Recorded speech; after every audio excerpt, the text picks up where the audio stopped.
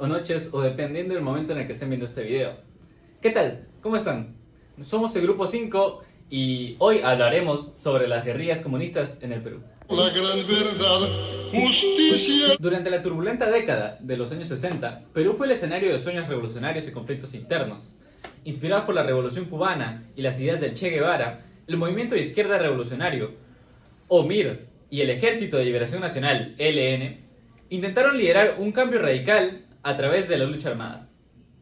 Pero mientras estos grupos buscaban derrocar al sistema oligárquico, algo ya estaba ocurriendo en las comunidades campesinas. Según Rubio, el campesinado peruano ya había comenzado a organizarse por su cuenta, estableciendo sus propias formas de resistencia y lucha por la tierra. Aquí es donde surge un problema clave. Había una desconexión total entre las guerrillas y los campesinados. Como apunta Lust, las guerrillas subestimaron el papel dirigente del campesinado y al imponer un frente externo que no comprendía sus verdaderas necesidades, la brecha se hizo más profunda.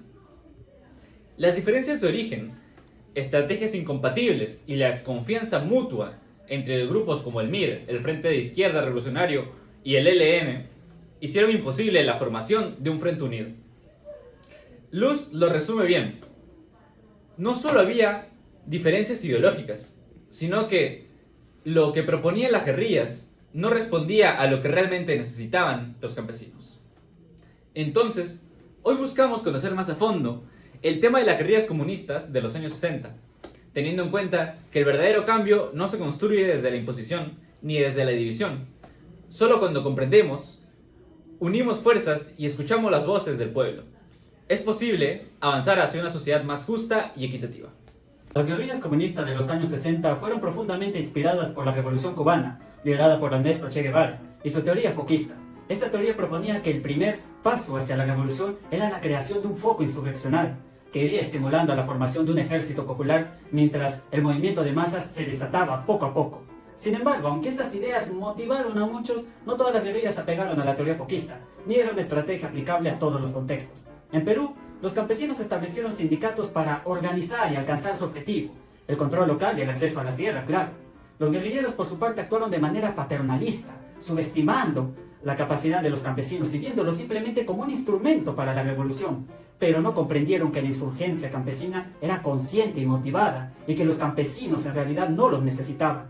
Además, el fosquismo, como estrategia para tomar el poder, no respondía a los intereses de los campesinos, quienes tenían otras prioridades. Según Rubio, Blanco, en su libro Tierra o Muerte, señala que la dirigencia guerrillera era artificial, ya que no surgía de las masas, sino que intentaba imponerse sobre lo que ya estaba organizado. Además, Blanco critica a las guerrillas a las que llama ultraizquierdismo, por no comprender que en países como en Perú, los campesinos aún tenían opciones de acción, sin necesidad de recurrir a la lucha armada. Por ejemplo, el MIR, bajo el liderazgo de Luis de la Puente, entendía que ya existían organizaciones campesinas concretas. Por eso consideraba fundamental contar con los campesinos con lo que ya habían construido. Se dirigían a zonas con una fuerte tradición de sincretización campesina, donde muchos no creían estar preparados para un enfrentamiento armado, ya que estaban logrando avances sin necesidad de recurrir a la violencia. Un ejemplo claro que tenemos es que en los primeros años del gobierno de Belaúnde, los campesinos de Pasco y Junín se consolidaron como un actor independiente, capaces de negociar de manera efectiva con el gobierno. Sin embargo, al no recibir el apoyo que esperaban, el MIR finalmente adopta la estrategia foquista. El IN, bajo el mando de Héctor Béjar, adoptó la estrategia foquista desde el principio. Por eso se establecieron en Ayacucho, una región donde el campesinado no estaba organizado y el sistema feudal seguía intacto, lo que le permitía intentar crear el foco necesario para la revolución. Sin embargo, el impacto de este esfuerzo fue mínimo. Según las guerrillas peruanas de 1965 no surgieron de un solo grupo, sino de varias agrupaciones independientes, con respaldos ideológicos y operaciones distintas en diferentes regiones. Aunque se les conoce colectivamente como guerrillas, cada una tenía su propia identidad. Desde una perspectiva ideológica, el movimiento de izquierda revolucionario MIR surgió del Partido Aprista Peruano, APRA. Tras romper con este, formaron el APRA rebelde y luego el MIR. Influenciados por la Revolución Cubana y las ideas del Che Guevara, adoptaron estos conceptos a la realidad rural del Perú. Por otro lado, el Ejército de Liberación Nacional, ELN, mantuvo una línea más ortodoxa y dogmática del enfoque revolucionario. Sus integrantes fueron entrenados directamente por el Che Guevara en Cuba y creían firmemente que la lucha armada era el único medio viable para alcanzar una verdadera revolución.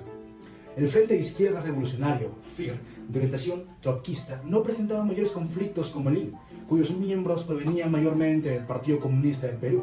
Sin embargo, mantenían una profunda desconfianza hacia el MIR debido a sus orígenes apristas.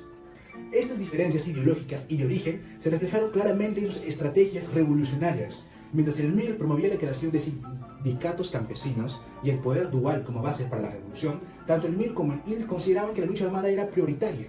El MIR veía la violencia revolucionaria como el único medio para despojar a la clase dirigente de su poder. En contraste, el IL, profundamente influenciado por el castrismo, consideraba a la guerrilla como una herramienta esencial para la revolución.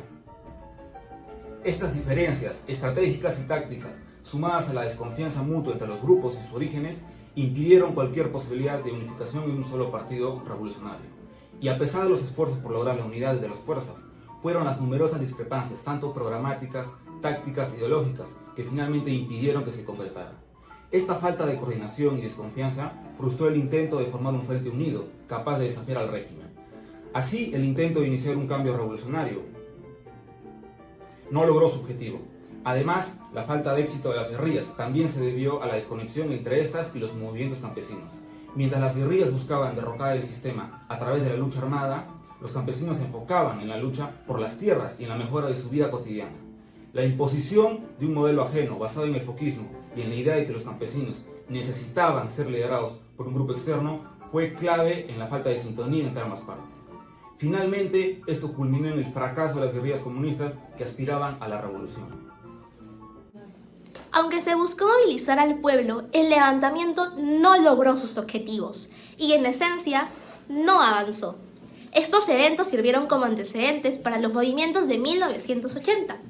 En ese tiempo, el ejército peruano combatió las guerrillas comunistas que se organizaban en uniformes y campamentos.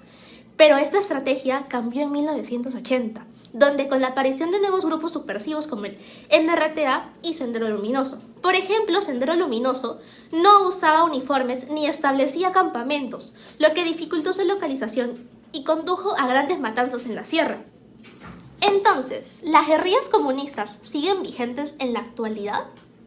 La respuesta es no, aunque estas guerrillas sirvieron como antecedentes para nuevos movimientos, como Sendero Luminoso y el MRTA, los cuales resultaron en la matanza de muchos inocentes en la sierra. Las guerrillas comunistas originales ya no existen. Algunos de los grupos posteriores, como Sendero Luminoso, enfrentaron disoluciones y algunos se involucraron con el narcotráfico en el Brain, pero no son guerrillas comunistas. De hecho, Abimael Guzmán, líder de Sendero Luminoso, detestaba esta ideología, ya que él creía más en el maoísmo. Por lo tanto, afirmar que todavía existen movimientos de guerrillas comunistas como Sendero Luminoso o otro tipo de movimientos narcotraficantes en el Brain es totalmente falso.